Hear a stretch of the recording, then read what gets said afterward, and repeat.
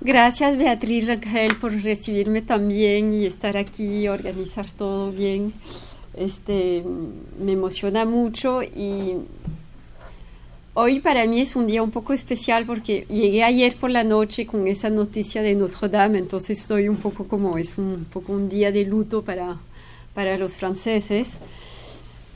Y como son mis rehenes por algunos minutos, prefiero llorar con ustedes que sola en mi cuarto, pero era un símbolo de la civilización francesa, ¿no? Y ese derrumbe en un momento, en plena Semana Santa, pero no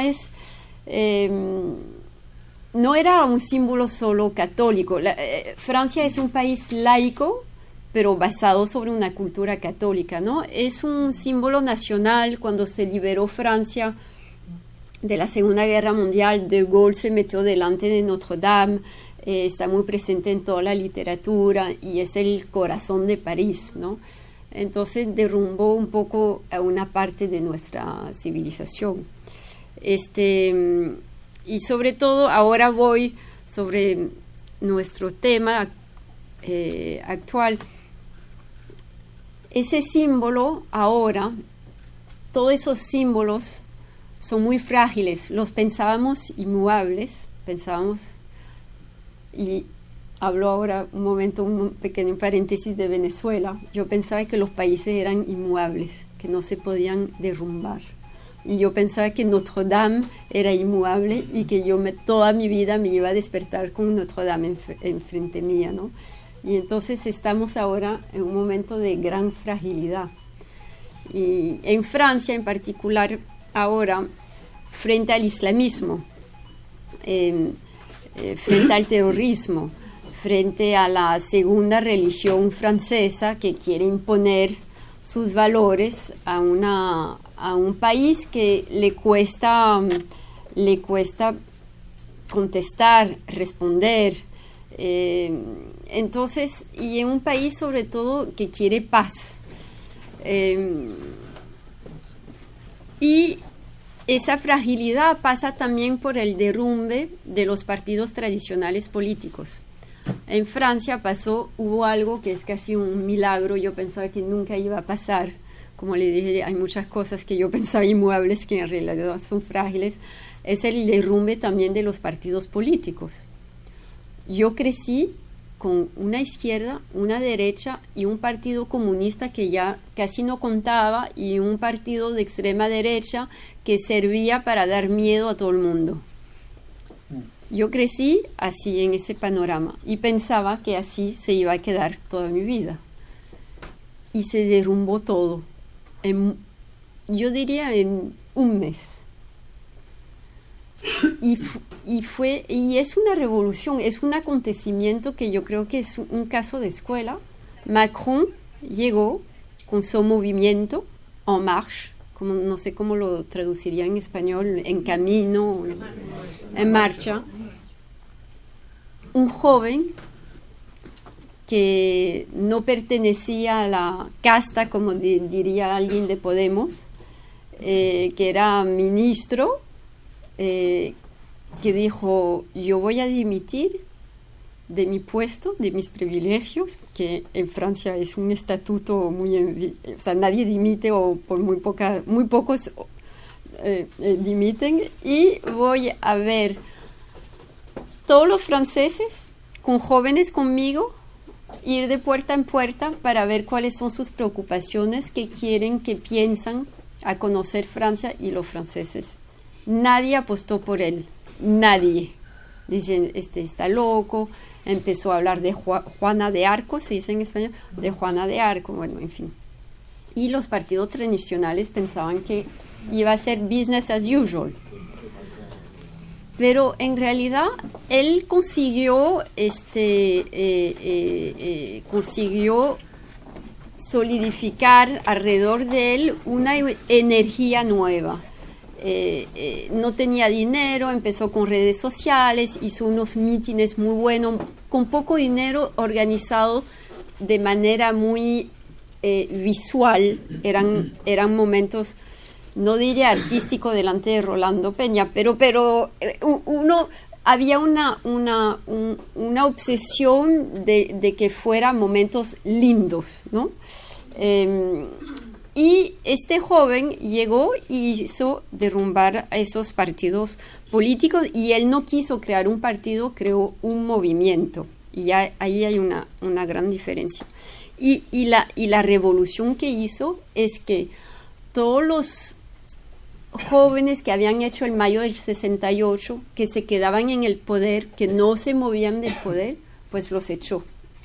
Y eso sí fue un poco un drama nacional para ellos, fue un trauma bastante fuerte, porque ellos pensaban ya tener el poder mediático, político, y ya se iban a quedar ahí. De derecha o de izquierda era igual, porque todo el mundo se conocían y era uno y después del otro, ¿no? Y esto nos salva Francia, y lo siento de hablar tanto de Francia hoy, pero ya voy a pasar también a España, de diversas expresiones populistas.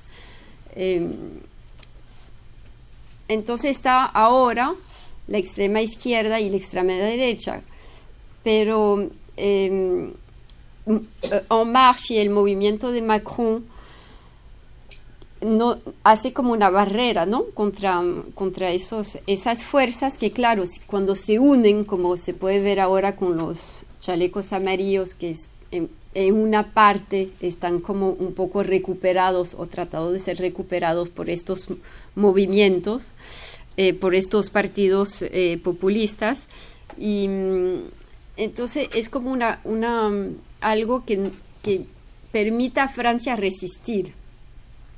En España también, más o menos, los partidos políticos que desde la transición democrática iban a ser o de izquierda o de derecha, de PSOE, del PP, y había alternancia, ahora están en una posición muy frágil.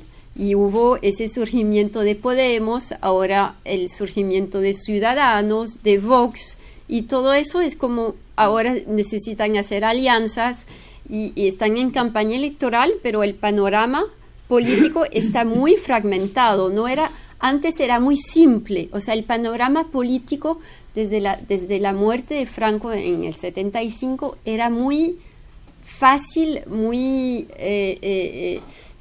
o sea, era bipartidismo y punto, o sea, era de izquierda o de derecha y no había. Ahora el elector puede pasar de un movimiento a otro sin problemas. Antes era imposible, era una cuestión, era un voto casi para la vida, ¿no? El mismo voto.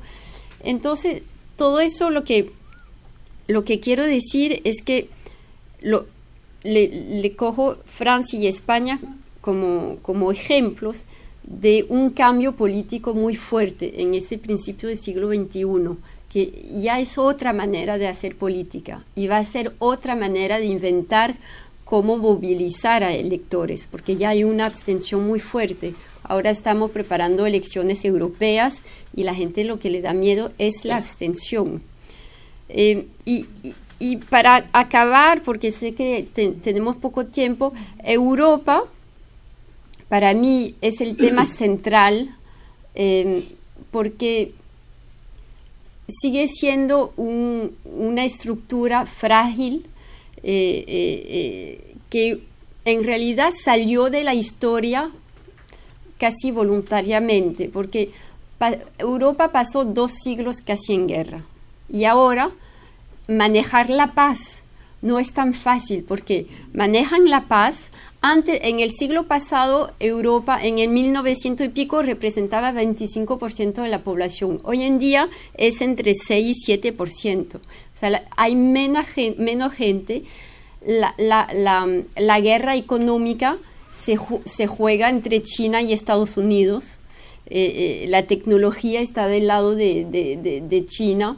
Entonces ya sabe que se salió, ¿no?, del boom económico que conoció después de la Segunda Guerra Mundial, tiene mucha deuda, etc. Entonces es un tiempo de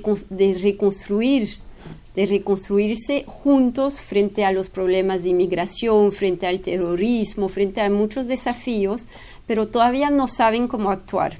Entonces, solo mi conclusión es decir que estamos empezando hay en Europa nuevas formas políticas que van a ser muy interesantes, pero que están como remodelando totalmente la vieja película del siglo XX. Muchas gracias.